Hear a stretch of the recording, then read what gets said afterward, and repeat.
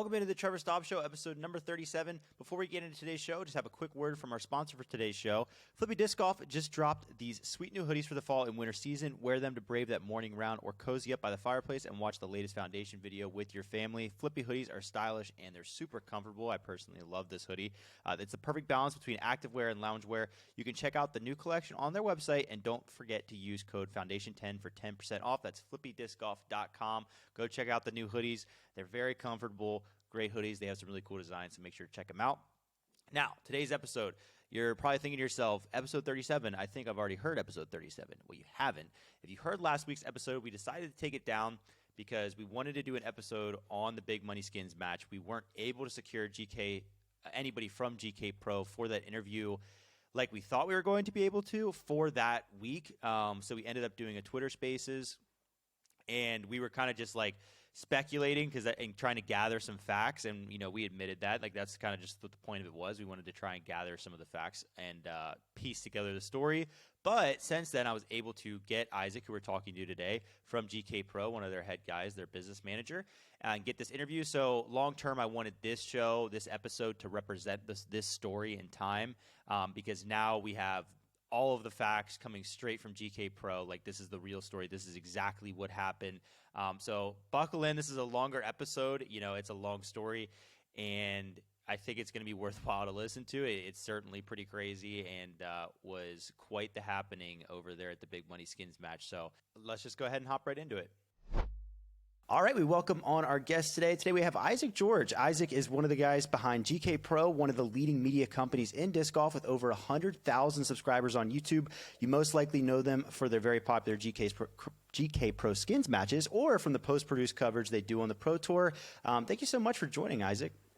Dude, thanks for having me. I am looking forward to getting to be able to talk to your audience and just kind of, sort of fill in the details about what has been a pretty exciting weekend for, I think, all of disc golf. Yeah, definitely. It's probably the nicest way to put it, the most charitable way to put it.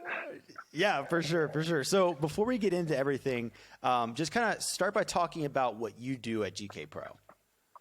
So GKPRO, there's 5 of us that really are out there filming and traveling with the Pro Tour. All of our other positions, we kind of use contract labor to kind of make everything else happen. But I run the gimbal camera. So if you ever see like a big robotic arm out there on the course, I'm shooting. And then I do a lot of like the business side and communication side, and then helping like come up with ideas. Okay.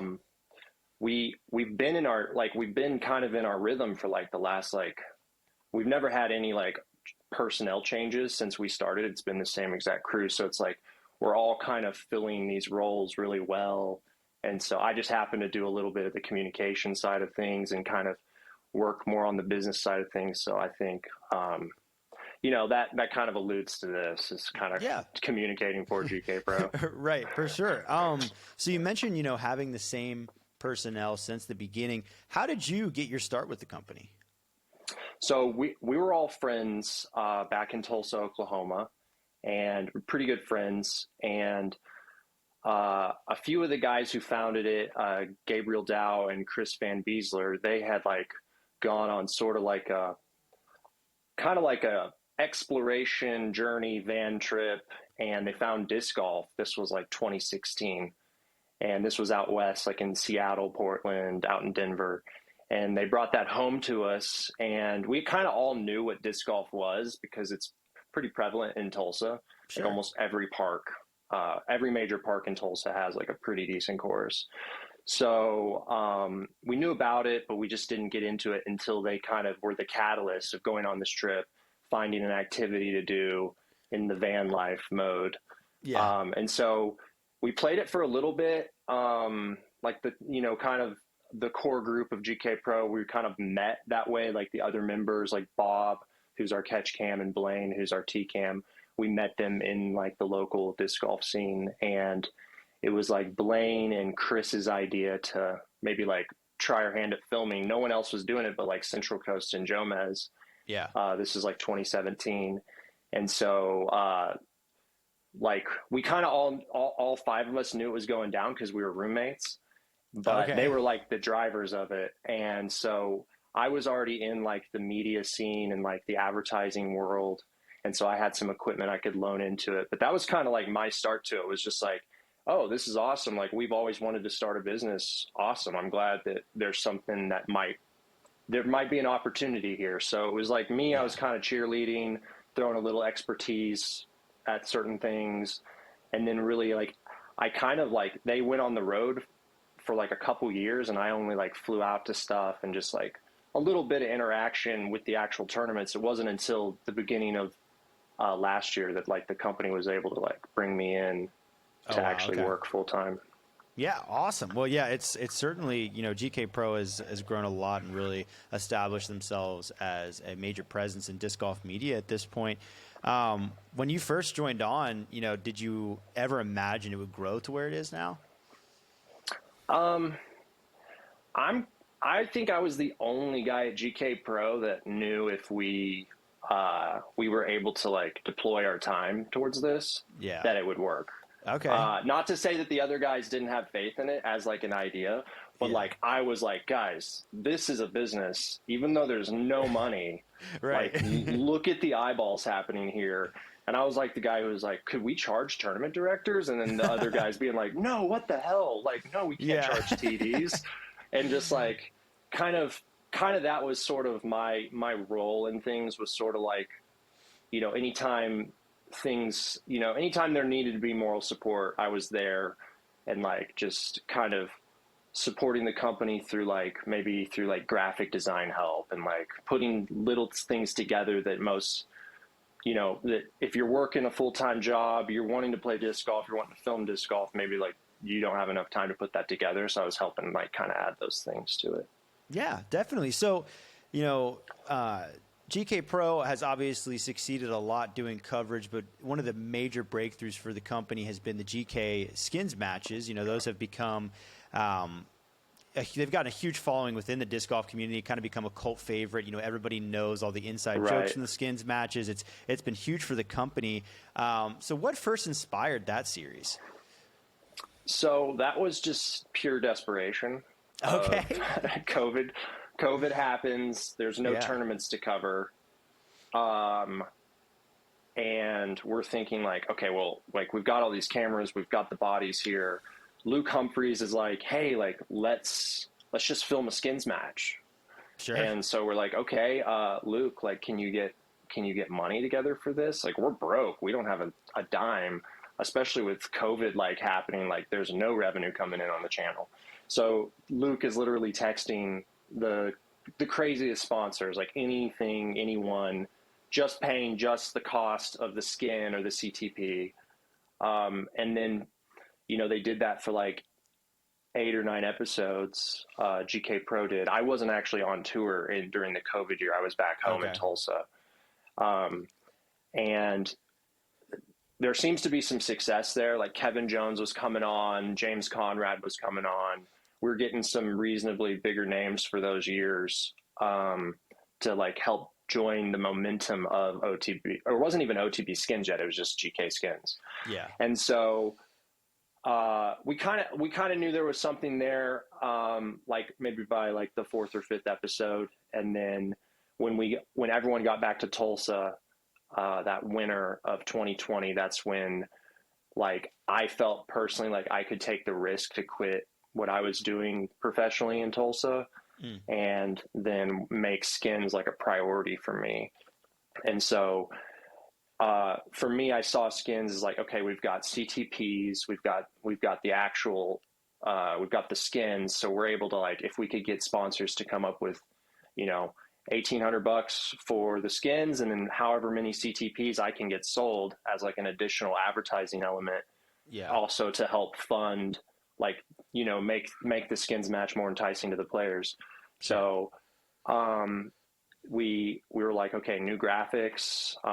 And like, if you go back and look at 2021 graphics, like they're pretty good. Like we built them in house, like taught ourselves how to do like all the more intricate things. And so we called some sponsors. We called OTB. OTB had already given us some help the 2020 year. And OTB was like, how much is it going to be? And we're like, it's going to be like $1,800 a week. Yeah. And they're, this is still like they're on the COVID bump. All the retailers are on the COVID bump, right? But Yeah. even still, that's $100,000. Like, yeah. So he was like, wow, that was not the ask I was thinking was going to happen, but I like your ambition. And they went back to OTB management and executive staff kind of like got amongst themselves and talked about it for like maybe like a day. It wasn't even that long. And then they ring me back and they're like, okay, let's do it. Wow. And I was like, okay, perfect. Here's what the graphics are going to look like. The show's going to be called OTB Skins. Like we're going to make a full series out of it.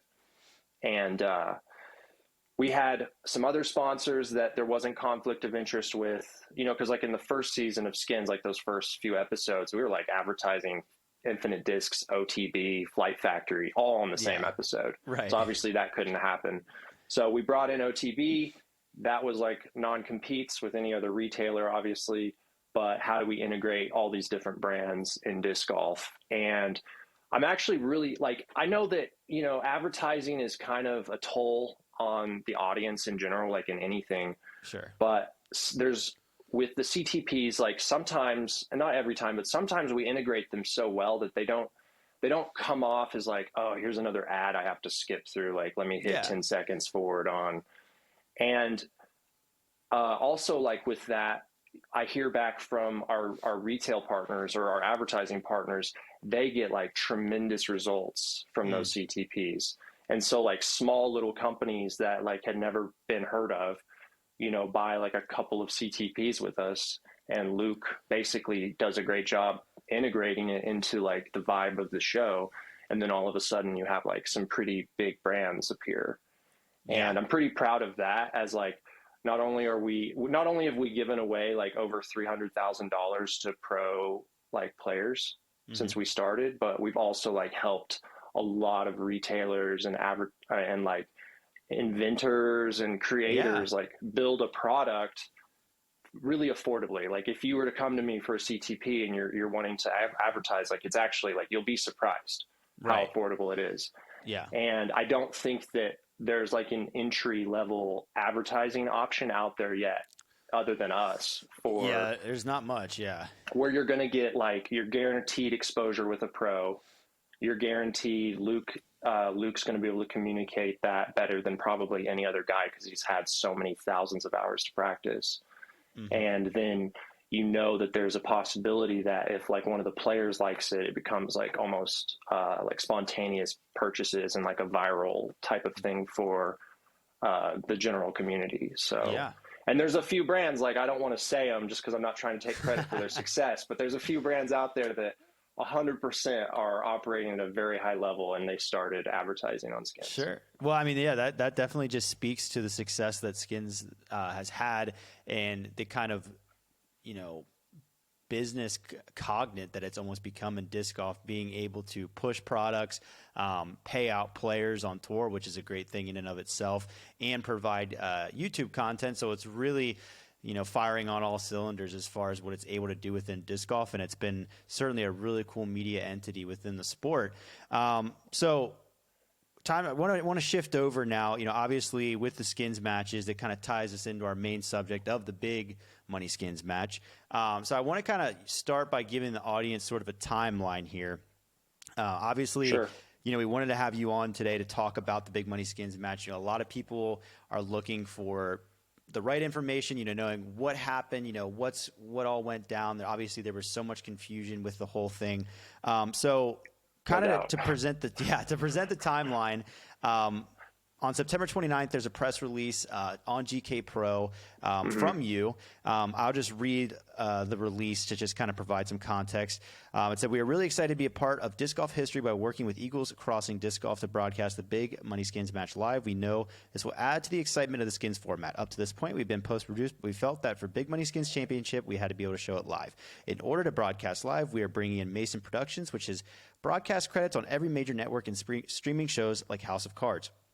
Mason Productions will provide the technology and creative expertise for the broadcast, and GKPRO will provide the camera work. We are currently working towards securing a streaming platform for the live broadcast, and specific details will follow shortly. This will be the first disc golf coverage to be broadcast using a traditional satellite uplink.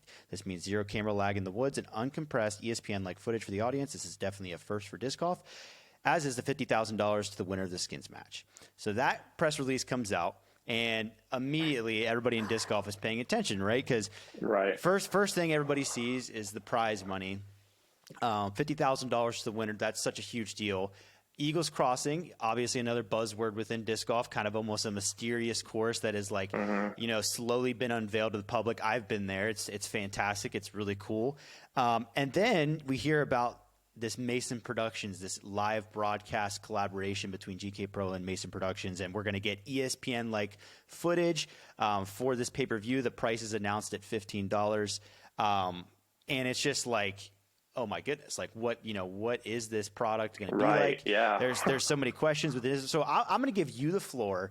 You can start from the very beginning, where from the very first time this idea popped up, and you can kind of just walk us through and kind of give your side of things. Yeah. So I think that press release, like there's some huge errors on my part in writing. So I used to write copy for companies like years before disc golf. And I'll say it was a well-written press release. Yeah. And I whipped it together like pretty quick. I cringe when I hear any of my writing, but like especially that, because it was just loaded for failure. But, I'm definitely guilty of writing things that were, the very least, overhyped. Hyperbole, maybe. Yeah. Okay. I'm going off of a lot of promises. So let's.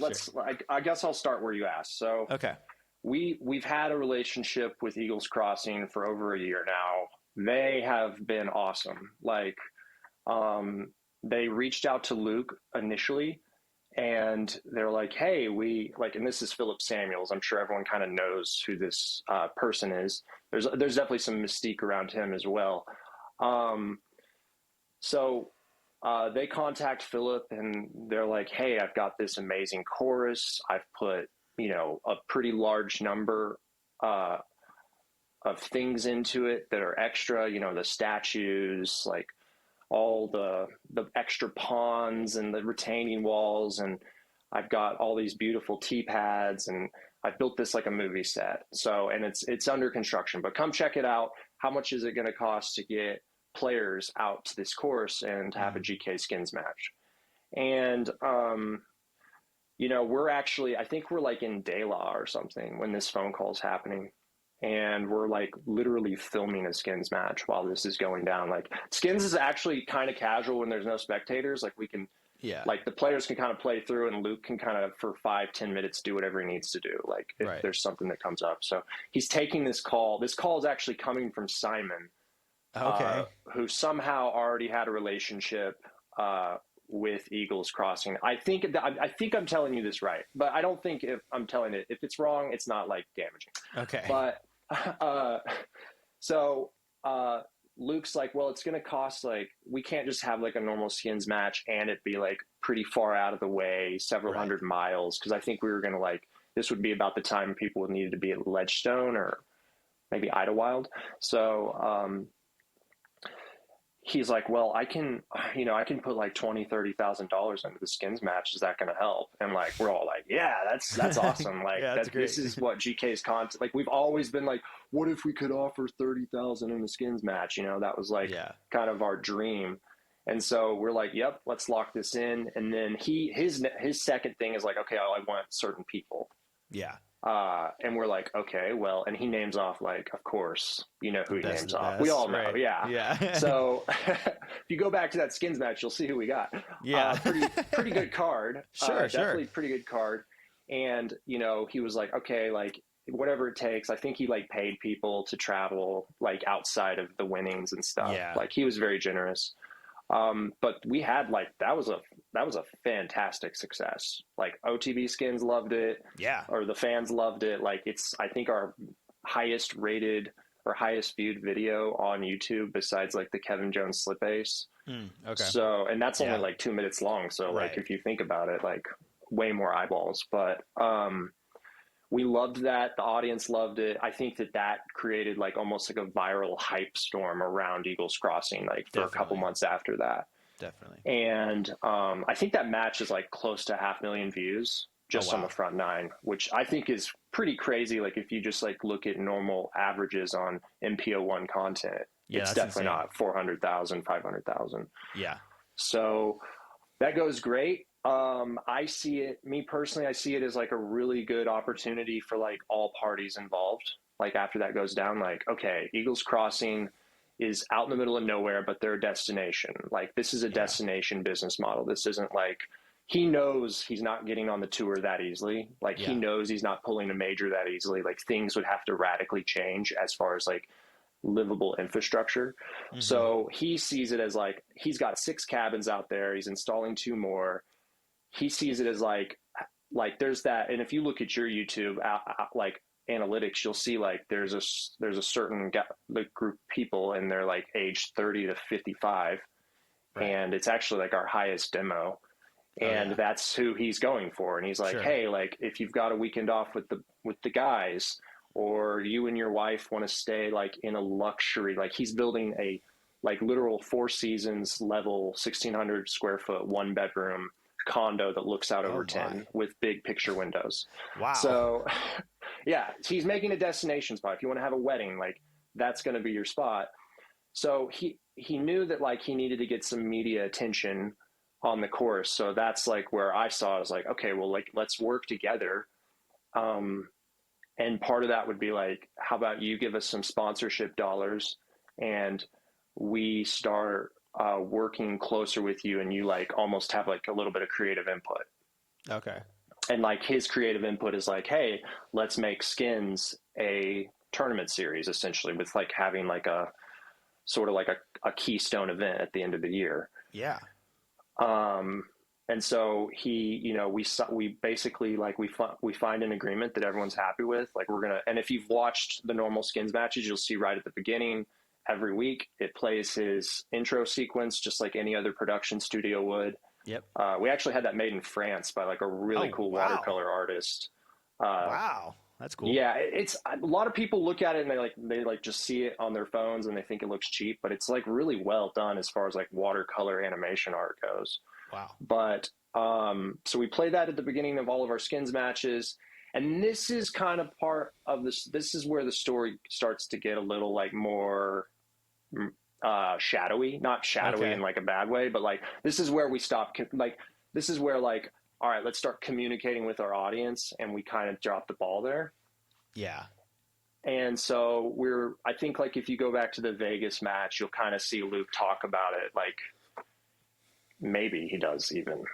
And there's a lot of reasons why we're dropping balls, but like it's, you know, there's a lot of factors, but you know, we at some point early on in the season, we're like, hey, anyone who wins a skins match is going to be de facto invited to this big money skins championship at the end of the year. Yeah. And, excuse me, I just kicked my table. You're good. So we start doing our skins matches. Well, if you notice, like on the content, like, well, we're kind of forced by market principles to like have like sort of the same core group of guys on OTB skins. Yeah. You know, like we definitely love introducing new players. We want to introduce new players, but we know like we're not going to exist as like a YouTube channel. Yeah. Yeah. Like we have to get a little clickbaity with our selection. It's the game. Yeah. And like, to be fair, like there's cognitive choices made.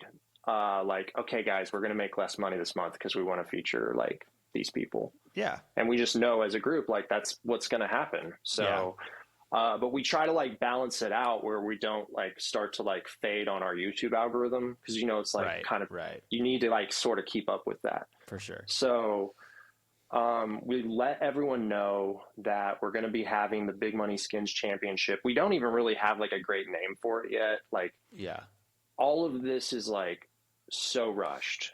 Okay. And a lot of the reasons why things are rushed in disc golf is because everything is a startup.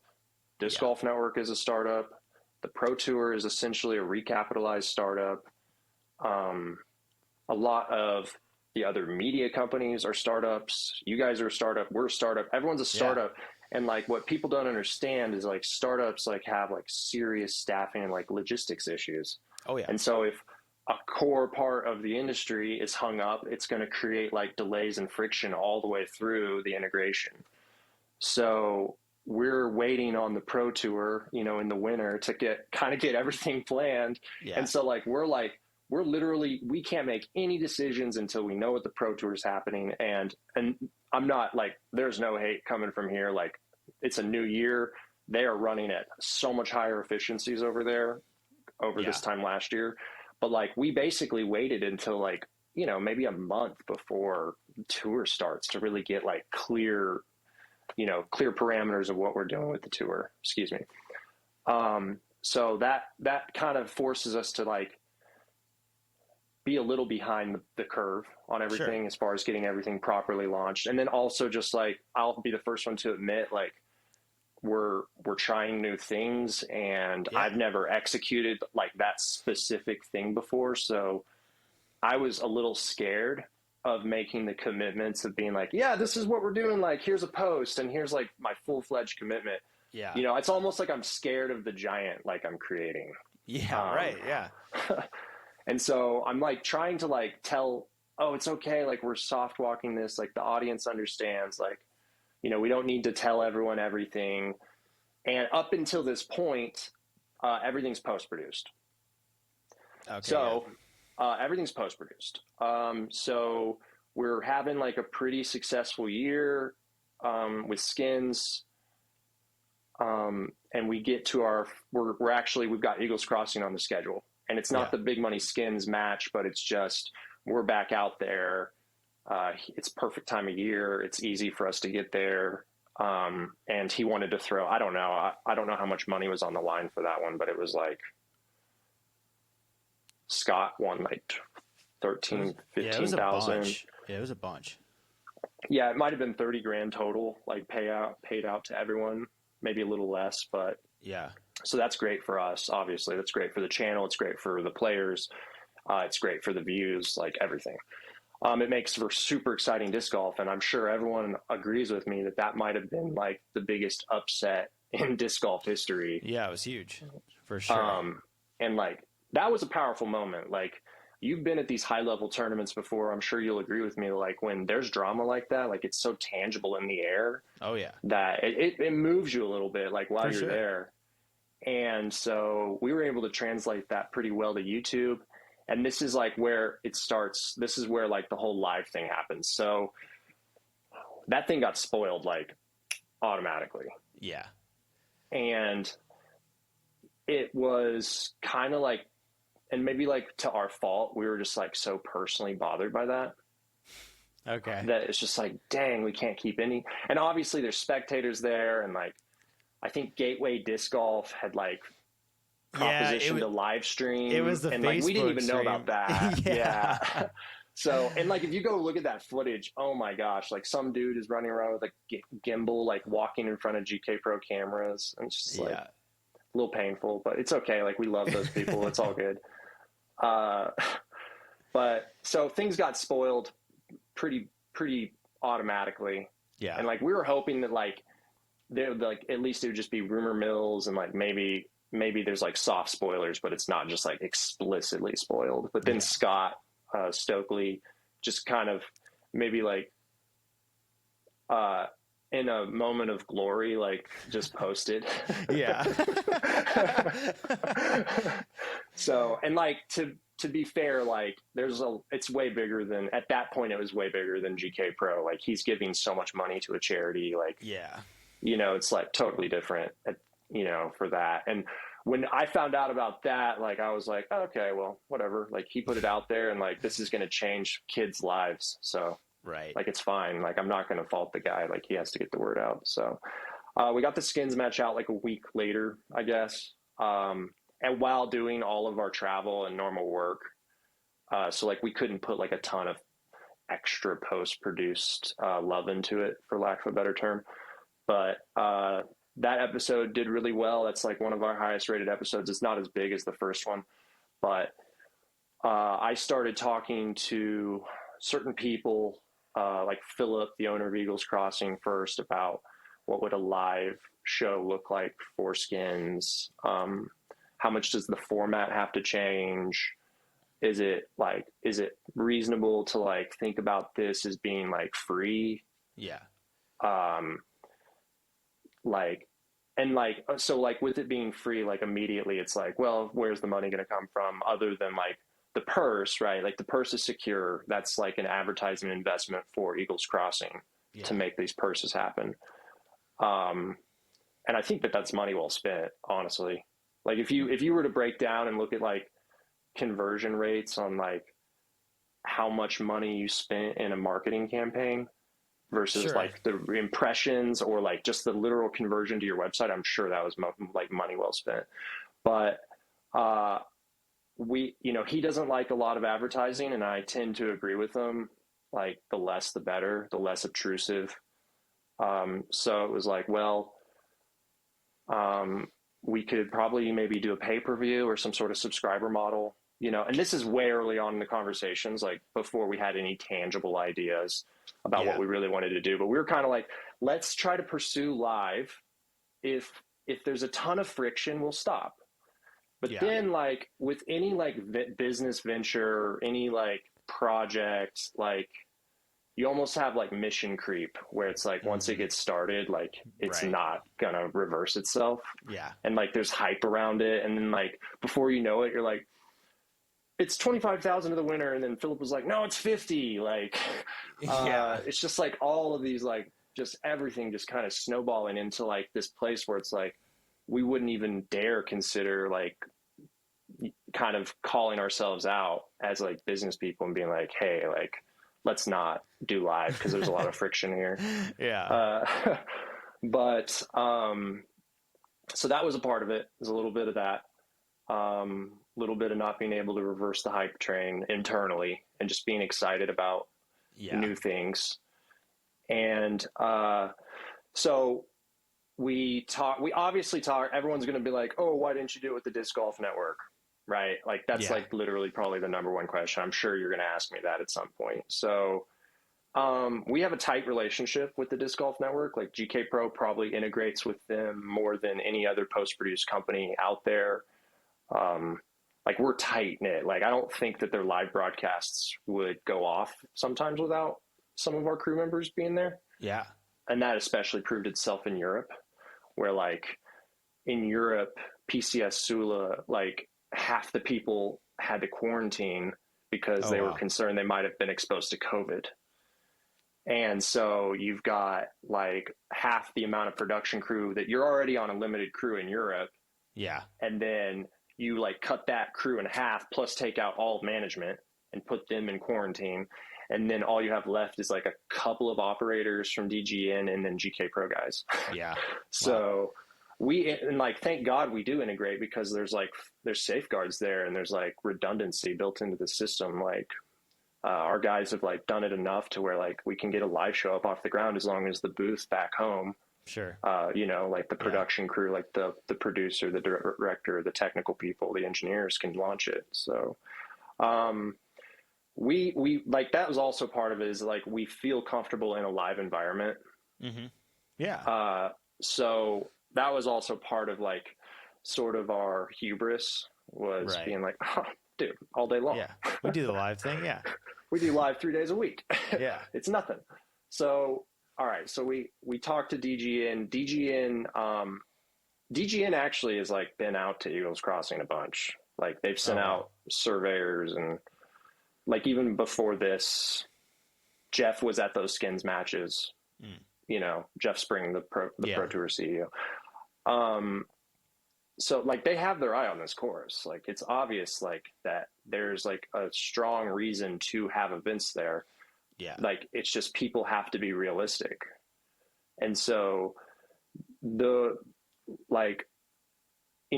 are enough hotel rooms within 30 minutes, but how much do you need to put on site to make it where like people don't have to leave and then they only need to leave to go to their hotel room? And that's doable. And I think that's kind of like how everyone needs to look at Eagles Crossing. Yeah. And so maybe like we need to do a really good job of communicating like, hey, like we're going to have this tournament here, like whatever it is. And let's say it's a Pro Tour event, or let's say it's an exhibition event that's sponsored with the Pro Tour somehow, or just like mainstream disc golf. I think we need to invest in the property in amenities, not permanent amenities, but bringing things in to like help make that experience a little bit more like a festival. Yeah, that makes So sense. that like there's like hangout spots, there's like a lot of food options, there's like a cheap food option. It's basically You know, like it's basically what they're able to do at Winthrop for USDGC. yeah, exactly. Like, or if you like look at the preserve, like if you've ever been to the Yeah, preserve, they put a lot more stuff there to do. Like, there's a lot more food options and beer options. But like, I think like, you know, at some point, people I think would see that as like an advantage. Like, okay, I'm going to go out there. It's a 30-minute drive from the Holiday Inn Express or the Hampton, but hmm we're going to have a great time. Like, it's going to be all day fun. There's a concert, blah blah blah. yeah, I think that's in the cards.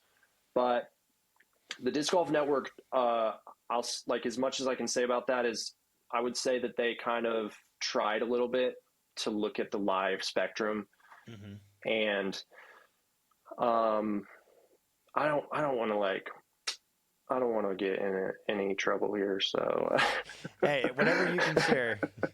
I will It say it that didn't work out with the disc golf network. If that's all you yeah, it can didn't work say. out with the disc golf network. Not a lot of hard feelings. Like those guys are great, and they're like vastly improving the quality of disc golf every Yeah, week.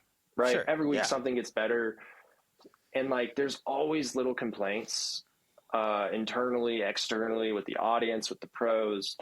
But like, if everyone could take a moment to just like think about how hard their job is, yeah, I think a lot of people will just like, I think, and especially like now, like the stereotype of their coverage being like all pixelated and grainy is just not true anymore. It's like much right. better.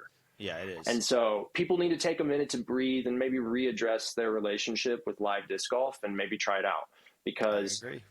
if they get on there and they get subscribed to the disc golf network, or they get subscribed to there's live disc golf in Europe. Guys, we can support live disc golf in Europe too. It's Yeah, great. I think it's called discgolfstream.com. I've heard of something like But that. Yeah, yeah, and they're a smaller upstart, but they're like pretty good. Like they do their commentary in English, so like it's going to be enjoyable.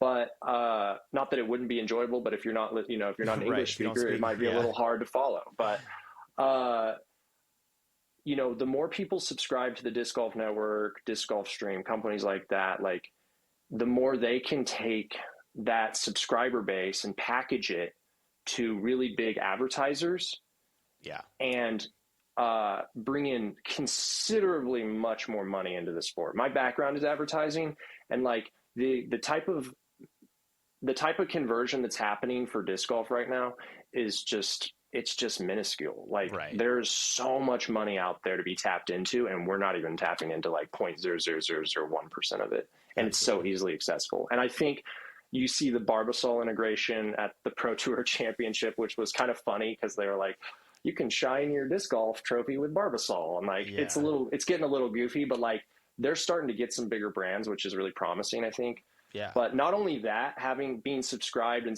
like them being able to say, look, like we're growing every month, advertise with us, but also they can go to venture capitalists, yeah, yeah, which yeah. is like a very real possibility that the disc golf network leadership or the disc golf pro tour management can go to venture capitalism and bring in like kind of stupid money, like Silicon Sure. Valley burn through it, stupid money.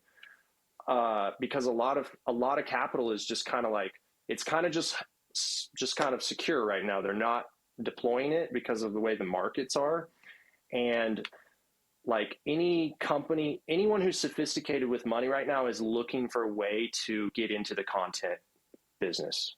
Yeah. Mr. Beast is like so hot right now. Everyone's starting to realize like if you have content, then you can have distribution naturally, and it's like it's kind of a go-to business model. And so if we can get the subscriber count up for the disc golf network, for other live platforms, they can go to venture capitalism and bring in millions of dollars for these purses, millions of dollars for the infrastructure, and like build relationships with networks like Disney and ESPN, where like right now that stuff is a little out of reach. And it's because we're not subscribing to Live Disc Golf. It's absolutely true. So, but anyways, I think I just gave like the greatest sales pitch ever for Live Disc Golf. I'm glad we're Team Live Disc Golf. Yeah, for sure. And it's exciting to watch. But with that being said, like they tried to help us a little bit. There was some confusion. There always is whenever you're trying to get two organizations to work like closely together on one problem. Yeah. Like that is really hard to do in anything. And then you add like a live component and disc golf and players and a weird location that they've never been to, that management's never seen, that engineers haven't been to, then you've just got a problem. But like I said, like we had mission creep and it was almost like we couldn't reverse what we've done. Yeah. And that's where it's like, that's where Mason gets involved. Right. Yeah. All right. So yeah, but,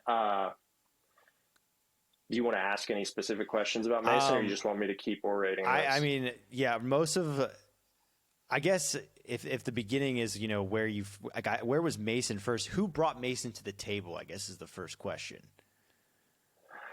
So that was from Eagles Crossing. Okay. And is this a connection that they had known about, or somebody that they researched and looked for and found? This was a recommendation from a pretty sophisticated person.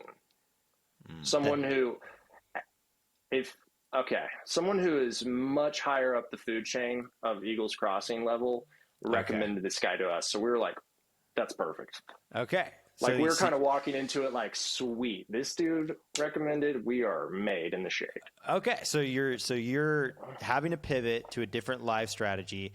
You get a recommendation from somebody that you trust the recommendation, this production company, and I'm guessing it's sold to you as kind of you wrote in the press release where like this is their, you know, resume, it's going to be top notch, this and that. Am I correct in saying that? Well, so what I'll say is like, first of all, the biggest problem with all that is the guy who is recommending it is definitely a very like high level operator, very sophisticated in the entertainment business. But I don't think he knew what live disc golf was. Okay. So like he knows, like he works with CBS, he works with massive companies, and this is one of Eagles Crossing's like former business partners from a different life outside of disc golf. Okay. And he works with, he promotes massive events. Like we're talking about events that have like 100,000 people in them, like, you know, like Super Bowl level type promotion and advertising and media work. And he's retired. He sold that company off, you know, about a decade ago for like a stupid amount of money. Yeah. And so he's just been, you know, kind of an old man, just chilling, relaxing. And he hears from Philip that like, hey, we're having problems securing a live stream. We really want to do this. We don't want to spoil it for anyone. Like it could be really great for live. Like, hey, Philip, I know this guy, Joe Mason, and I've known him for 30 years and he's always done right by me. And he knows about live broadcasts, and he's done a lot of live stuff for me, you know, like his entertainment industry side of things, like stadium concert, live camera tapings and that kind of thing, stand-up specials, that kind of taping environment. Yeah. And so why don't you talk to Joe?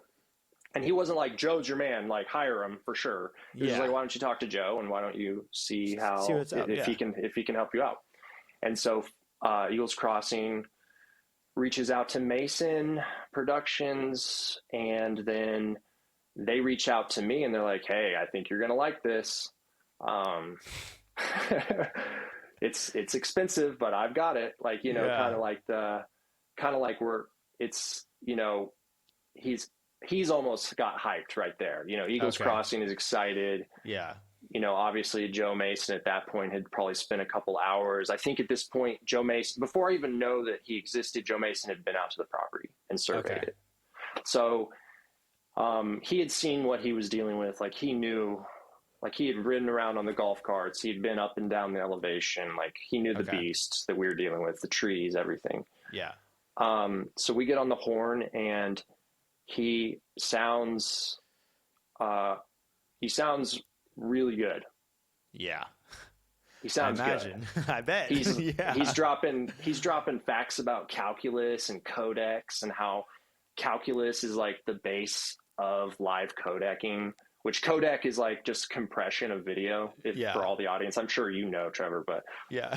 Yeah. for everyone else, Everybody else, yeah, who doesn't know it's totally. what it is it's, you know, he was basically like alluding to that he's got all this advanced, it's almost like he was selling like he's a physicist, like at that level of math. And he's like, these guys at the Disc Golf Network, they have no clue what they're doing. They're, you know, they're never going to get close. He's making all these claims. And I'm like, kind of like low key agreeing with him. I'm like, yeah, they don't know what they're doing. You do sound like an expert. Codec, like, yeah. yeah, this guy's asking me what like the eighth number of pi is. Like, of course. Like, no, he's talking about, and like, okay, so my background is I've been in media and advertising for the last 15 years.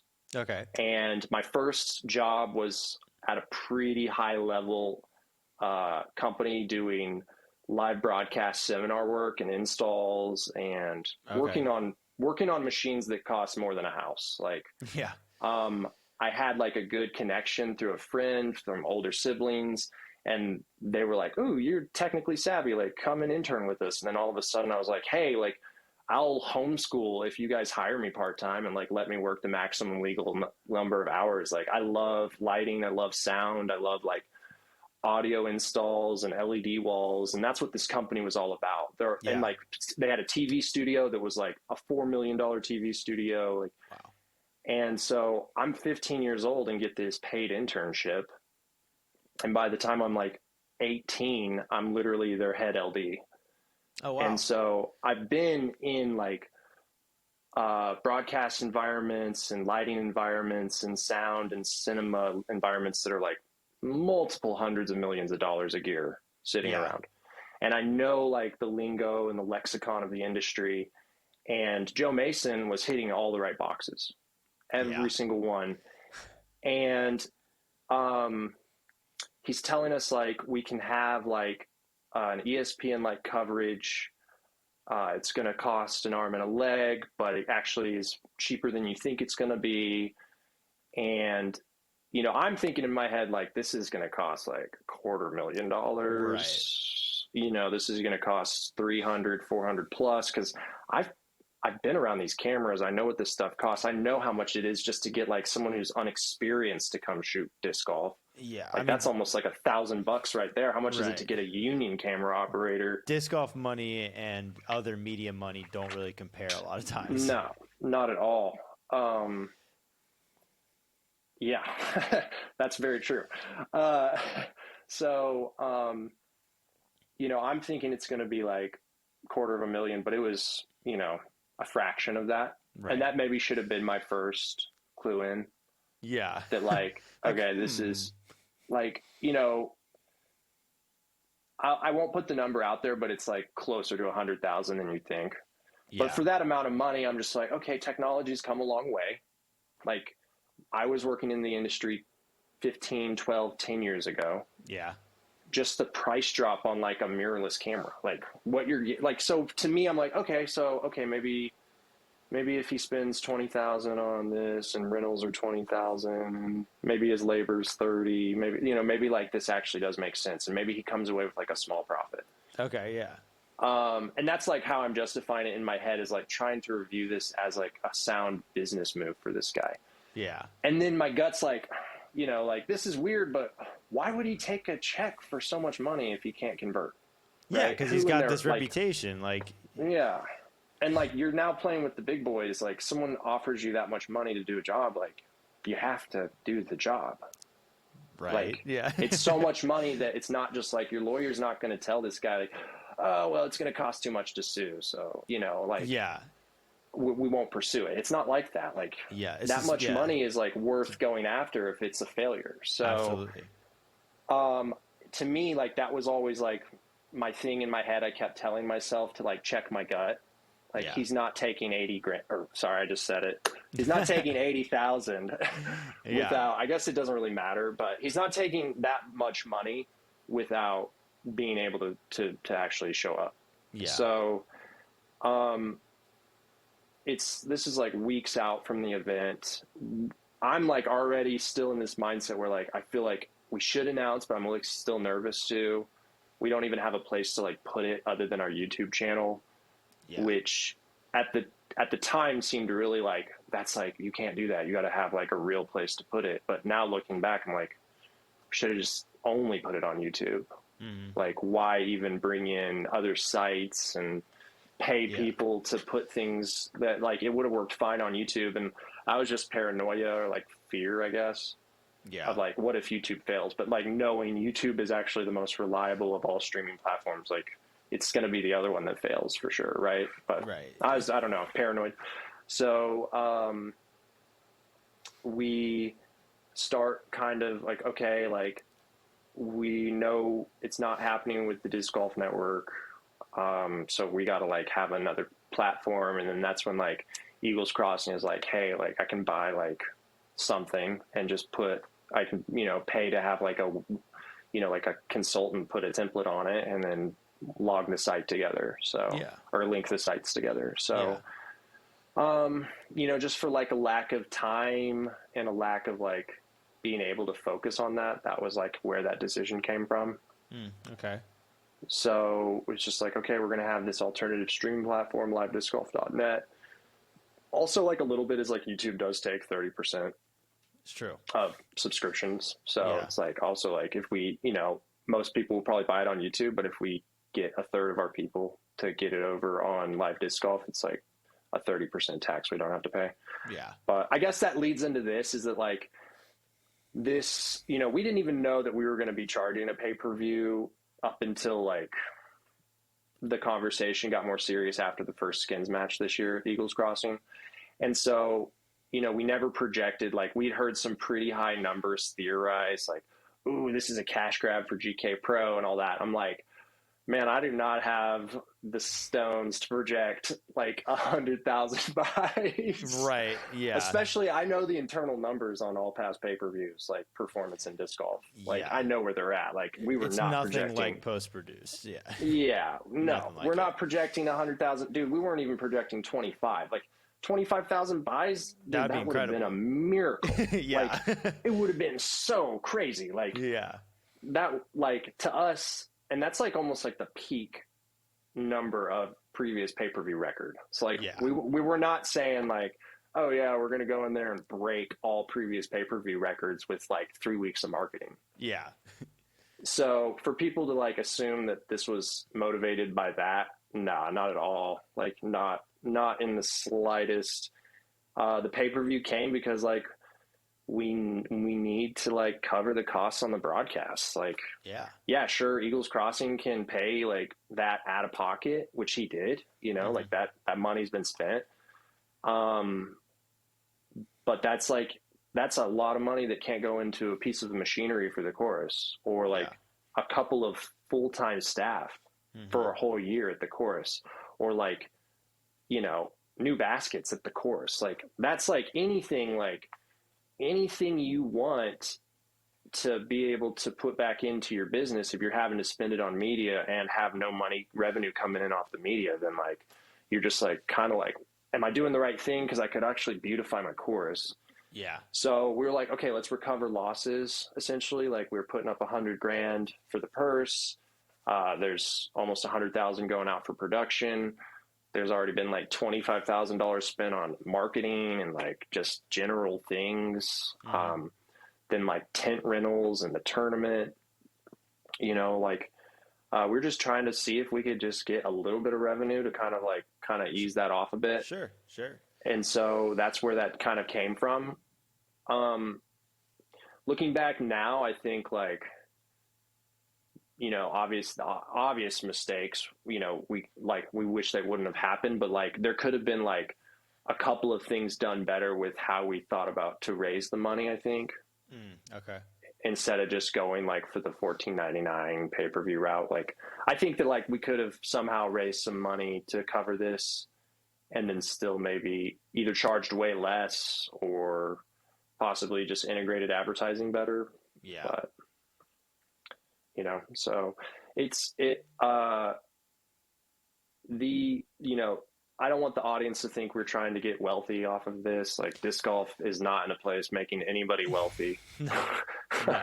So it Yeah. was mainly about really like kind of internally, we were kind of like it's an ego thing. Like, to be frank, like let's push out some phenomenal production and kind of like shake up the industry a little bit. Sure. It was sort of like that would have been our highest goal. Like that Yeah. was that was the ambition. It wasn't to make a bunch of money, Right. you Well, know? and if everything goes to plan and you've got, these promises from this production company, then you're essentially in your mind, you could be putting on the best live disc golf event that's ever happened, like with this perfectly Right. smooth footage and everything. Yeah. So I totally get that. Like, I can understand how the momentum of this project basically continued to run into itself and push you forward because of how, if everything goes off flawless, we've got the biggest purse, the best coverage, the best players. Like, there's so many things that, as a business, you're just like, wow, this could be so big. For the company.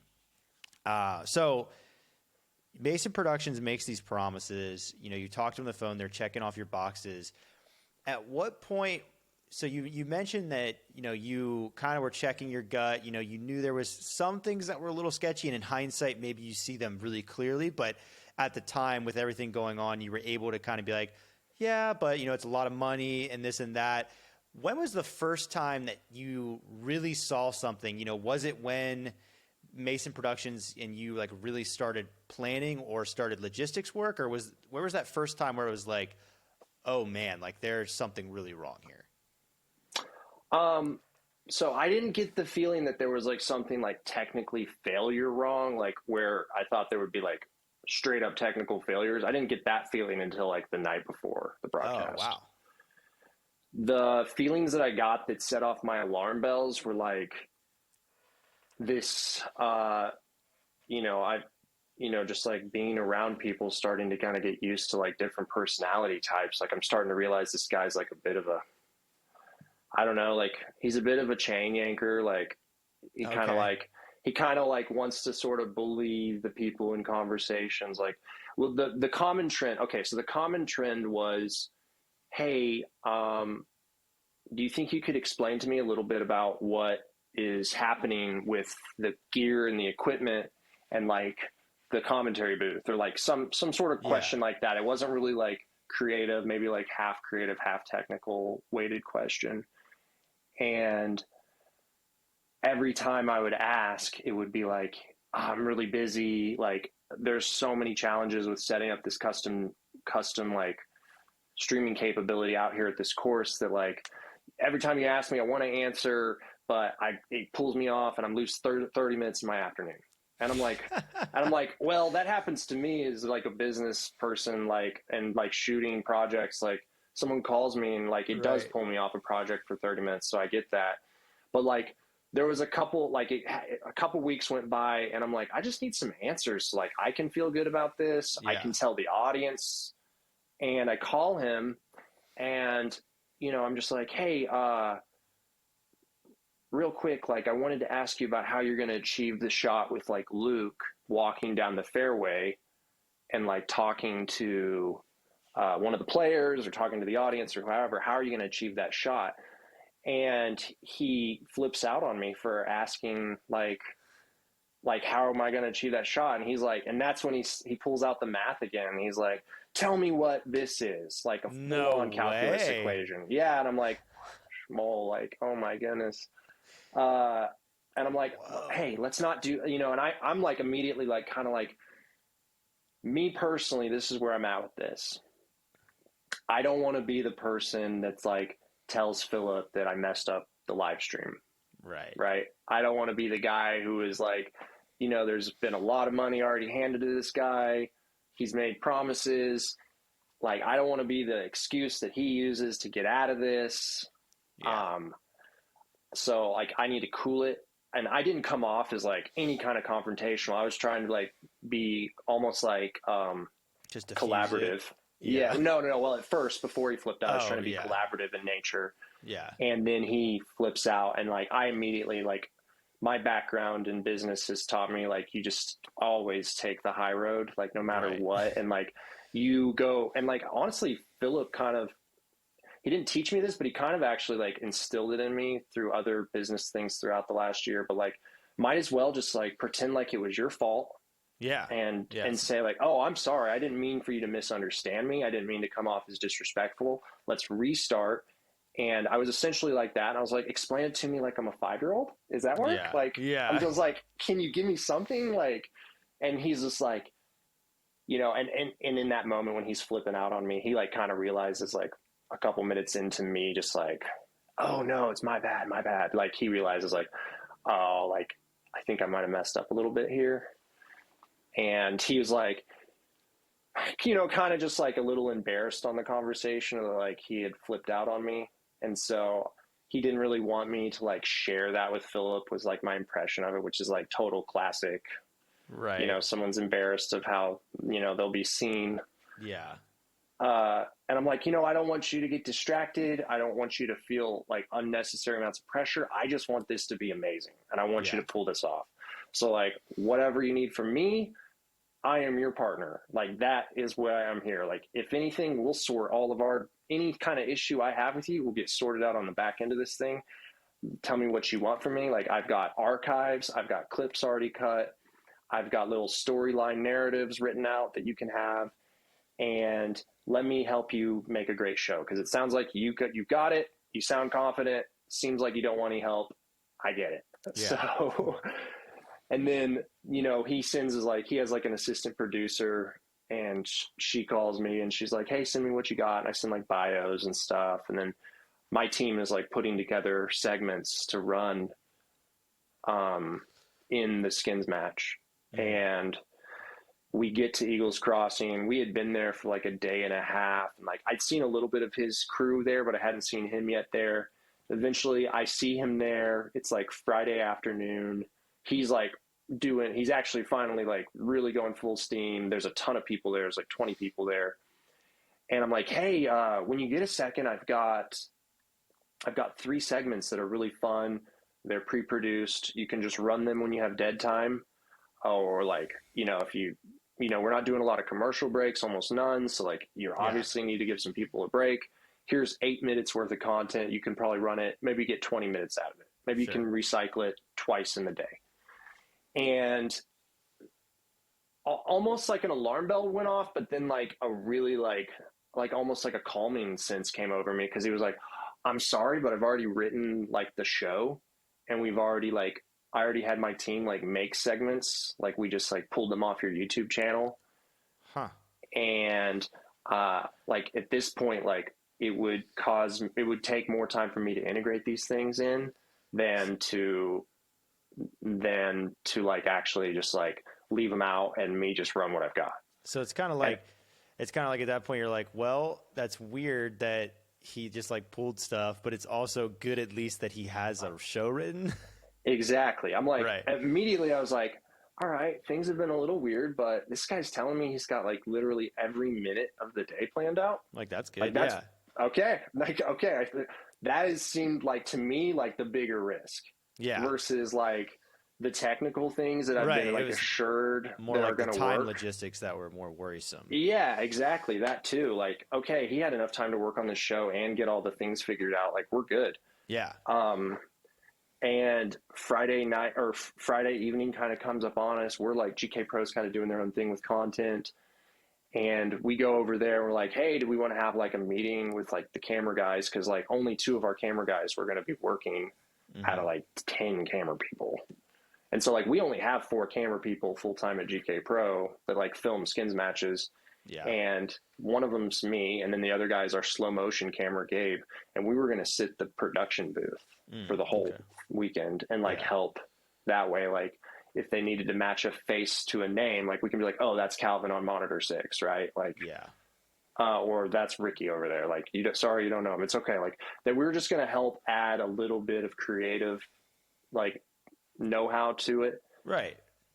And so we were like, "Can we have this camera meeting with your camera crew?" And that's when it got super weird. And their assistant producer comes up and she's like, well, they're union camera people, so technically there's like rules to this, and like I made them a packet like to show them how to frame everything, and like sent them video clips, and like you can't go up and tell them what to do, or they might walk off the job. And I'm like, I've been around union jobs before, and so like sort of what she said is kind of true, but I've also never actually seen that happen. Yeah. Like I've never actually met someone who was a big enough jerk to be like, what? You're trying to tell me something? No, I'm leaving. Yeah. Like I'm going to skip on the money. Like, so I was like, okay, that's super weird. That like, we can't even like, hey, introduce ourselves and like say, hey, what's up? Like, do you guys have questions? Like, we're here to help you. So that didn't go down. And like, she was like, okay, I'm going to take my camera team out on the course and we're going to run through things. And so I was like, okay, that makes sense. Yeah. Cool. Perfect. Like go out there, run through some shots, like whatever. And I'm like, so after that, do you guys want to like meet for dinner and have like, you know, like a rundown for tomorrow? And she's just like, you know, they're all like kind of like chickens with their head cut off. Like they don't have enough time to really like sit down. They have to just keep doing stuff is kind of the impression I got. Okay. And so, there's really nothing left for GKPRO to do, but just go home and cross our fingers and get some sleep and like show up before call time, and hope for the best. Right. So we leave around like 6, get some dinner, get back to the hotel. And we're just kind of like, all right. And then that's when I'm like secretly going to like different GKPRO guys being like, we are screwed. Well, yeah. Cause I mean, you have this, there's just like a huge disconnect between like your crew and theirs. And basically everything has been left up to, can they put it on? And now you're hearing that like the camera operators don't know what they're doing and this like, and that. Like I can imagine at this point you're like, oh man, we're too far in. And everyone else at GKPRO that I talked to about this and at Eagles Crossing was like, no, trust the process. You know, it's just like the classic, just you're like, nervous, trust the process. Calm, yeah. And it's just like, and like I even played that game a little bit because I was like, you know, back in my production days, like 10 years ago, I used to know this guy named Rodney, and he was a lot like Joe. But you know what the cool thing about Rodney is dude, that guy always performed and showed up. Because sometimes there's those guys that act a little weird, but they do a great job. It's true. I guess that's the last like thing that you're clinging on to. The last bit of hope is like, well, when the lights are bright, like surely for the amount of money we paid, they're gonna put on a production that works. Yeah, that was like exactly. That's how I could like even like try to go to bed at night. Yeah, that night was like, okay, they got paid. They got to do this. Like, it's their job. Try to fall asleep. So, but I knew just like in my gut, like I knew what we were working with. Like all the pieces were there. Like they had some expensive cameras out there. Not what they promised, but good enough for me to be like, okay, that's going to work. Right. Yeah. Like, that's a $50,000 camera. It's not a $250,000 camera, but it's a $50,000 camera. I was going to say, so from what you were able to see of what they had set up on the course, to you, did it seem like, yeah, okay, this could work? Like there is enough stuff in place? Where the big, like, it would have worked at least for like the championship round really well if like they could have put all the pieces together. Okay. They definitely had like more than enough cameras and operators and like quality cameras. Now, not all the cameras were at that level. Like they ended up bringing like a ton of cameras that like the Disc Golf Network uses. Oh, okay. To like be like sort of like the chase card and stuff. Right. So I think they had maybe 5 or 6 really like legitimate like ENG sports cameras like that can like take quick pans and like be like really quality image that you expect. Sure. Global shutters is what it makes those cameras so expensive. You guys can Google it. It's a global shutter. But so they show up with those and like it would have worked for the championship round, but they weren't like at the end of the day, like they just like those puzzle pieces weren't anywhere close to like getting solved like in the amount of time they needed. And then like with all of them, like Philip calls me like pretty late Friday night and he's like, I kind of got into an argument with Joe. He seemed unprepared. I thought I could motivate him. Don't try and motivate Joe. Yeah, no, don't. He'll just like ask you math questions. But for real though. Anyways, I kind of knew it was pretty messed up at that point, and Yeah. I guess like where I could have been a more responsible operator of this was maybe just call it before we show Yeah. up and be like, hey guys, like I know there's a lot of money on the line, but let's think about maybe like the reputational harm that comes along with this big of a failure. Right. And then also like honestly, like we hadn't sold too many pay-per-views to where it wasn't like pretty easily unwindable. Right. Like Like a lot of our buys came from like people just trying to watch, yeah. a dumpster fire. Well, yeah, because at that point, you could run the event, pay the players, film it for post-produced, and have a pretty salvageable product. But obviously, that's not what happened. The live broadcast goes on. Well, the other factor in that, it's like kind of we forget, like GK Pro even forgets that like we didn't show up with like any of our cameras. Right. That's true. GK Pro showed up with like a cinema camera to like shoot. They showed up with a zoom one camcorder that does like T-cam, and we showed up with a cinema camera to like shoot some like media stuff. Yeah. So like it wouldn't like that was just never even on the table for us, and that's maybe like part of the factor of why it just went forward. It's not crazy for it not to be on the table when you pay that amount of money for for somebody else to do the job. Yeah. And also like we had to leave some of our gear out east for like other entities to use to film tournaments. And so like we have other gear, but that gear was in Tulsa. So, and like on the story on that is like I called my wife like, as soon as we fired Mason Production, I was like, hey, like I need those cameras. Can you drive 6 hours, please? Yeah. Like drop what you're doing right now and drive 6 hours. Oh my gosh. So the live broadcast, obviously at first it's delayed, then it starts, and obviously issues left and right. It starts picking up steam on the internet. People are posting about it like, oh my gosh, you've got to see what's going on with the skins match, this and that. And yeah, so how long does it go before there's decisions being made like, okay, this is not going to work itself out, we got to shut this down? So I knew like, okay, we show up at like 6, we show up before call time. Mason Productions is basically late to their own call time. Which is like right there. It's just like, yeah, I knew that was going to happen. Yeah, like I was sitting in the right. truck being like, you know what the vibe this morning is? They're going to be late, guys. Yeah. So they show up like 10 minutes late, maybe. It wasn't until like 6:45 that like the group of them were there. And then it's like coffee time, it's just like silly, just like guys time. Yeah. It's like, they're all standing around with their hands in their pockets. Like, all right, let's get some gear out. Let's like, we got a showtime at 6:30. Like, why isn't the booth turned on? Where is the booth? Like, oh, up until this point, like they never told us about that booth. Like he never corrected after we had discussed what the original booth design would be. Yeah. He never came back to me and was like, hey, we changed the booth design. So like originally it was going to be, they already had a desk picked out and everything. And it was going to be like looking out over the cake hole underneath a tent, have some lights in there. Like all you'd see is like a cake hole and like the commentators. It would have been really, really, really pretty. So that obviously was a huge disaster, them putting them in that basement with a green screen.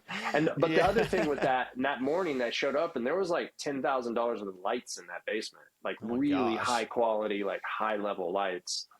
So again, I was playing this game like at 6:30 a.m. I'm like, well, those are some expensive lights. So like, yeah, there's just so many nice things here. It has to be maybe good. we'll just be late to the broadcast. Like checking yeah, it was supposed to start at 7:30. Maybe it's just like maybe we'll be 8:30. But then by like 8:30, I knew like we're gonna at some point. I need to like find a time of death on this thing. Check my watch and be like, yeah.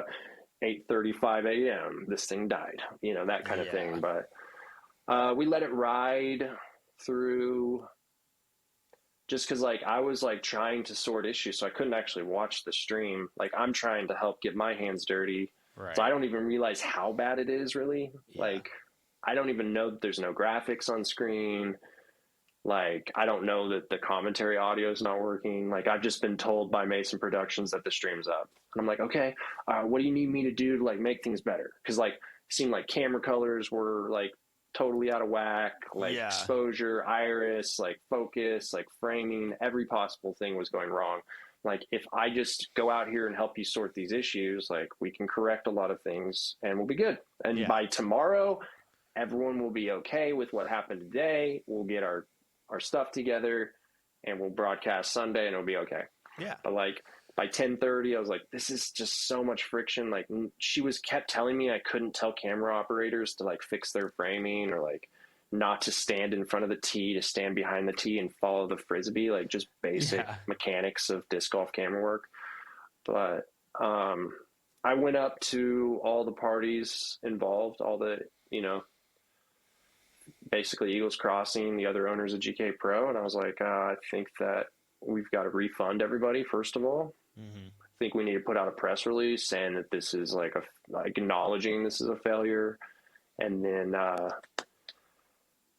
at that point, like it was, kind of turned into like group consensus. So I was like, okay, let's just make it free. Like, let's see if we can keep fixing it. Cause like, there's so much money on the line. We don't want to just give up, or certain people didn't want to give up. I was like ready to give up by like 8:30. Yeah. I'm like, we should call this right now and not do this to ourselves. And it wasn't Eagles Crossing that was like, per se the one who was like, we must. It was mainly like Mason Productions keeping us on the line. Like, no, we got it. Just give us a little bit more time, like, oh, wow. But like, you don't got it. yeah, you don't. And like, then it just started like, it was like, 11:30 and it's like, it's time to have like a pretty serious conversation with this guy. Yeah. And so who got to have that? You? Like 4 or 5 people were there for that. Okay. Philip and his like attorneys and business partners. Oh yeah. And then I was there for that with my business partner. Mason was there. We kind of like wolf packed them. Strength in just numbers. Like caught him in a pack. Yeah. And I was like, I'm airing my grievance first, please. Yeah. And so, and like, I've been like in enough, I've been in enough situations with like, not business failures, but things in business, like nothing in business, like that's a success comes off without a hitch. Like that is the truth. Yeah. So like at a certain point you like start learning how to handle difficult situations or situations that have a lot of friction in them. And like, you're just like not scared of those things anymore. And I was like not scared on this one at all. And I was like ready to go to work verbally. So I just hop in and I just call out the facts. And like to me, the biggest technical complaints were like, where is the engineering staff for this broadcast? Yeah. You could show up late. You have all these camera people. You've got equipment in there. You've got all this stuff.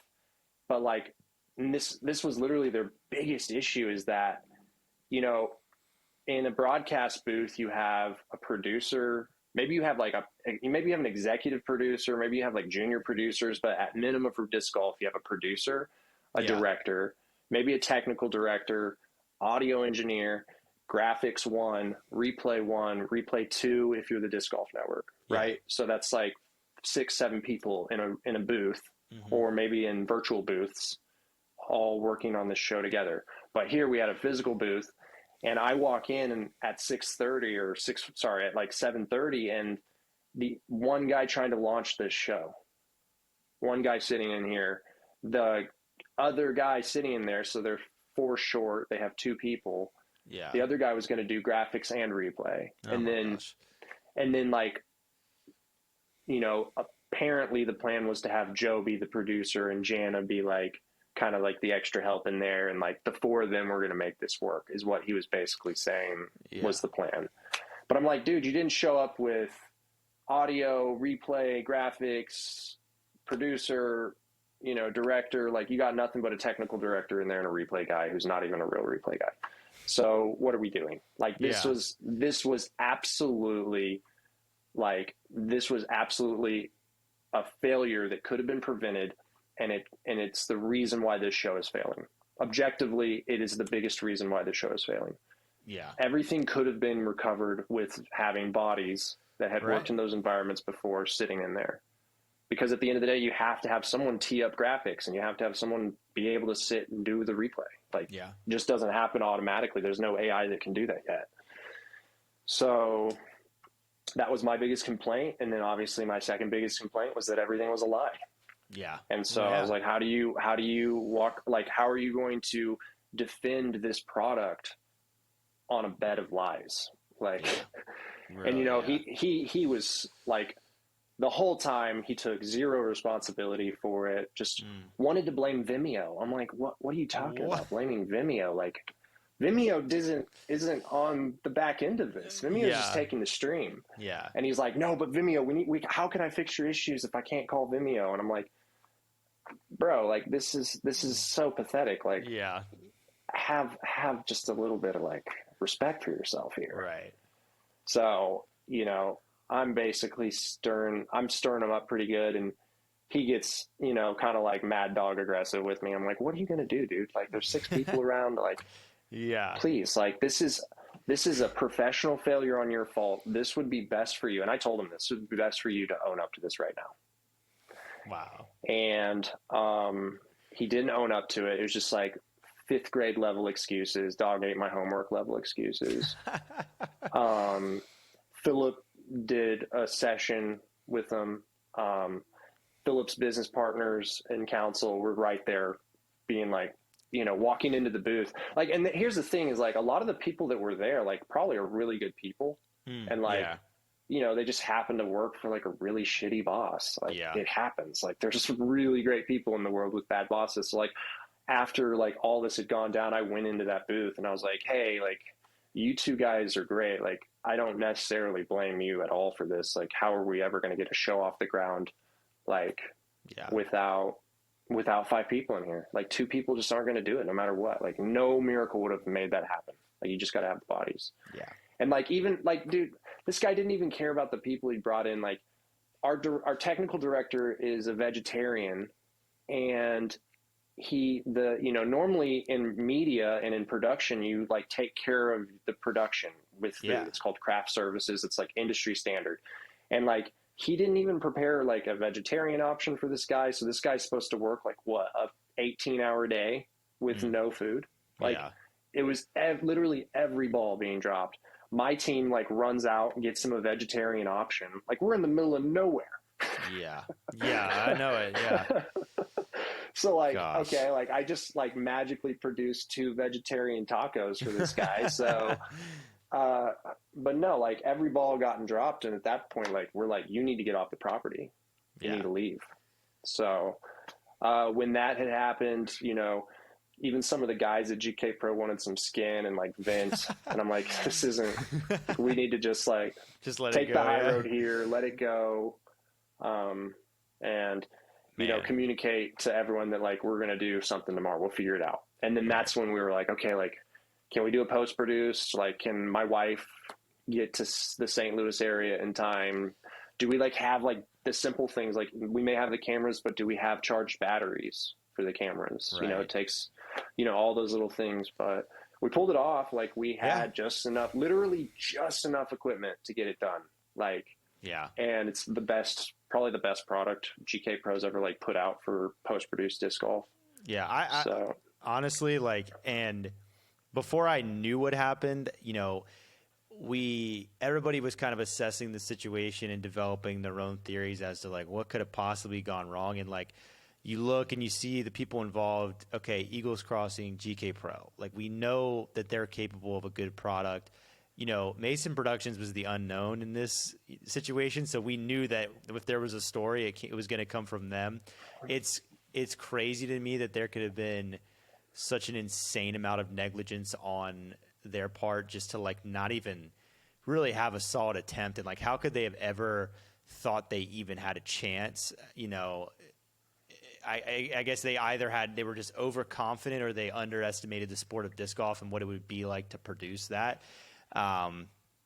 But I think that's the biggest thing, is that they just did not realize like how serious this is. I think that they kind of disrespected it, almost like not realizing that this is going to come along with a lot of public. Right. Like, disc golf. There's going to be public heat if this fails, and it's not just on GK Pro. Like people will find out. Exactly. So, yeah. And I think GK Pro as a company, you guys were able to pivot pretty well. Obviously, getting, at the end of the day, players got paid, everybody got refunded. Nobody's really going to harbor any anger towards the situation from a fan perspective. I don't think. I saw a lot. Obviously, there are people, pointing out how bad the coverage were, but on the same hand, there's so many people, accepting your apology and, being like, hey, this happens. We're still a growing sport, and like this is part of the growing pains is like learning lessons and understanding that for sure. if you want to push the sport forward and try new things, that things like this are going to happen. And I think overall, like it'll be, hopefully 10 years down the road, even for you guys, it'll be something to laugh at, hopefully. For sure. But I think that all things considered and just how crazy that was, I think it ended up probably as good as it could have been, at least from the way you were looking at it at 8:30 in the morning on that day. Right. And like during the whole day, I think like the biggest negative thing in my gut was like, yeah, like Eagles Crossing's taking a hit reputationally from this. GK Pro's taking a hit, but like, what about Luke and Germ? Right. Like, I felt like kind of sick to my stomach that like Germ is trapped in this booth with, the Goog, and with Rich Gould, who's a great guy, of course, and all the disc golfers actually loved him. Like that was like kind of like all the pros wanted to like kind of see him back for Sunday, and they were like bummed that he wasn't there. Yeah. But no, I felt really bad. Like in the moment, I was like texting like Luke, like, hey, like you bail on what you're trying to do and go and rescue Germ and get him out of there and shut that down. Like that doesn't need to happen. Like there's no need for this. Yeah. And Luke was like texting me back like, I don't know, I think like Germ's okay with it. Like I'm like, there's no way anyone's okay with this. Yeah. Like this, like, and I was like, you should stop doing this. Like you stop, Luke, and then also Germ needs to stop like right now. Right. Like I don't have enough power to turn off the stream Save yet. yourself. Yeah. But I do have enough power to tell you guys to not do this. Yeah. So, but they were like in it, and they were like, no, we're just going to do it. Like, as long as it's streaming, we're in it. Germ was in it. And I went up to Germ afterwards, and I'm like, or the next day, and I was like, dude, like, honestly, like, I'm really sorry. Like, I hope you'll still want to work with us in some capacity. Like, this is obviously like not your ideal professional experience. Right. So, but he was like, oh no, man, like, it's all good. Like, I think it kind of shows people like how hard everything is to do out here. And I think like it worked out really well for me, and I don't feel like maligned or I don't feel disappointed to be involved with it in any way. And that made me feel a little bit better. And he was like, yeah, man, just go and Reddit disc golf. Everyone thought I was killing it or something. Yeah. I mean, that's good. It's good that there definitely was some like disc golf community unity surrounding the whole thing. Like I think it was an opportunity for people to be, band around the personalities involved that they care about, and around GK Pro, the people that pretty early on understand that GK Pro were not like kind of the situation was out of their control a little bit. Like I think people banded around you guys in that fact. Heck, the Disc Golf Network got a great advertisement pretty much because now everybody realizes it's how not hard bad it is. Business for them. So. Yeah, it was great for them. They were sitting back like, oh, wow, people might appreciate us now. Honestly, I'm waiting for the call or the text. Yeah. And like, how about acknowledging it, that. Yeah. For real. But so obviously everything's wrapped up now. Some time has elapsed. I think the first thing my mind went to as soon as this situation goes down is a lot of money is exchanged. Like we could assume that even before I knew it. And there was a good or service promise that was not delivered even in the slightest. Is there legal or are there legal implications going forward? Well, first of all, like, I think we learned a big lesson from this. Like, how are we going to operate? What are best practices? What are those best methods we can do? Yeah.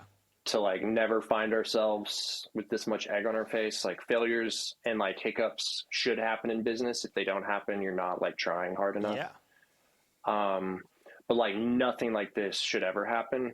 And like, even though we're all like, it's like going to end up being a positive in the long run, like it's still like 100% unacceptable to have that big of a failure. Absolutely. And like professionally for me, like I think that like, there's maybe some consequences later on down the road for me on this, not in like a legal sense, but like just like if I want to get new ventures up off the ground, I'm really have to like prove my worth Right. even twice as hard next time, right? Yeah. Like, so there's definitely consequences with business failures, but like we can, if you're not trying like to do big things, like, and Luke said it like pretty like this, like in a joking way, like we're trying to like ease off the pain of this, like Saturday night, we're laughing about it. He's like, I don't know, you got to be a pretty big baller to like fail at this level, like to burn through $250,000 of cash like that quick. Like, true.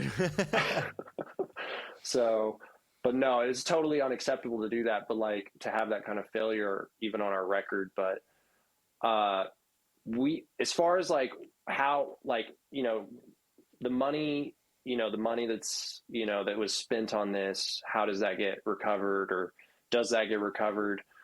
Like, we want to be amicable about everything with everyone. Like, my personal experience with lawsuits, I hate them. I hate being involved in business suits. Yeah. Like, litigation is super annoying. It wastes a lot of not just like your time, but like your business energy to like innovate and like make new things happen. Like the moment a lawsuit's, it's like, oh, everything. You're like, it takes so like, in an ideal world, someone just does the right thing and kind of eats the loss on this. Yeah. And we can kind of move forward. And that would be really great if that happens. Cause like, I don't think Eagles Crossing is like pulling out of disc golf by any means. They're definitely not. But, recovering that would just mean like that's, that money is going to go back into the course. Like legitimately any profits that are made in there, this guy is in his 70s. He's not here to like make a bunch of money. He's here to like put every dollar that flows into that business back into that property or into a pro's pocket. Yeah. And that's cool. That's very focused intention, and people might have their complaints with that intention. Maybe like, oh, you could do it so much better for disc golf if you spent $80,000 on schools or something. But like, there's like, if you look at it, like maybe there's a case to be made that because that $50,000 purse happened, maybe there's a lot more $50,000 purses next year that wouldn't have popped up. Yeah. If not someone being like, okay, now the new standard for payout for first place is 50,000. Right. So now the Pro Tour, like, as much as the Pro Tour won from this, they also were like, okay, now we got to start spending like way more money. Yeah. If they want to be seen as like a really high level payout for pros. Like, I don't know how much. What was their biggest payout? Do you know? 30. I believe the winners of the Tour Championship took home 30. 30 each. 35 maybe. Might have been 35. So that's solid. Yeah. Solid cash right there. Yeah. But like I said, like maybe next year it's 50 or 60 each. New standards. And so a part of that is that, like, where Philip and Eagles Crossing and GKPRO is looking at it like that, like we're going to push the edge of the sport in the pro payout way. And then obviously, like, with this course, him putting all this money back into this course, like, that's pushing the sport really, really far. Yeah. Like, it will inspire other high net worth individuals to go out there and try to copy or try to repeat or try to one up. It's like keeping up with the Joneses, essentially. So one guy in Texas has seen Eagles Crossing. I guarantee you there's 5 or 6 guys in the country right now, like, that are like, I'm going to spend $5 million. I'm going to spend $10 million. And like, we're right now we're at this like really baby phase of that. And like, it's just going to explode in the next couple of years. Yeah, like, I agree. In pretty serious capital, like just getting put right into courses for pros, for people to like make destinations trips out of. Mm-hmm. So I'm pretty excited on that note. Yeah, same. Definitely. Yeah. Well, I mean, hopefully, I hope that, everything is able to smooth itself out without anything getting ugly. I mean, that's always the hope is, that things will go the way they're supposed to, and no further legal action. It has to take course in general. But, obviously this is a crazy story. something that definitely shook up disc golf and is like very new to the sport and just kind of made a huge splash. But I think it was important to get all the details from you and like understand how it went down, where GKPRO and Eagles Crossing even, stood in this situation, so people understand the fact pattern and, what really went down. Thank you so much, Isaac, for coming on and sharing Definitely. that with everybody. I think it was really good getting everything from you and really getting an in-depth look into that situation. And I really appreciate you let us in and kind of hear straight what exactly happened down to the last detail. So For sure, man. Yeah, appreciate you coming on. Yeah, appreciate the opportunity to kind of clear some things up. I think you guys had pretty valid criticisms and worked like a really great angle with it as far as like the content goes. Like it was like a hat tip to you for it. So Thank you. I'm waiting for my grippy. Like Okay. I'll send you my address. GKPRO is waiting for their grippy. You will get the grippy if you would like it. We're going to actually get physical grippies. So yeah, that's awesome. That's what disc golf needs. So I think you're on the right track. Awesome, man. Thank you. Yeah. All right, guys. Have a good one. All right, man. All right. Thanks once again to Isaac for joining the show. I mean, pretty insane story about the Big Money Skins match. I mean, obviously, it's exactly what happened. He was there, lived it all. I think that hopefully through this episode and this story coming out this way, like this gets some traction in disc golf, because I mean, it's not every day in our sport that we have something happen that's with so much like controversy, and it's so interesting and like it was just wild, basically. Like it honestly seems like the type of thing you see documentaries made about. So yeah, hopefully you enjoyed this episode. I was glad to be able to get this story for the show and get it out there and make this be the true Big Money Skins episode. But also be here next Thursday. We're going to get another great guest. See if it can top this one for sure. And we'll see you then.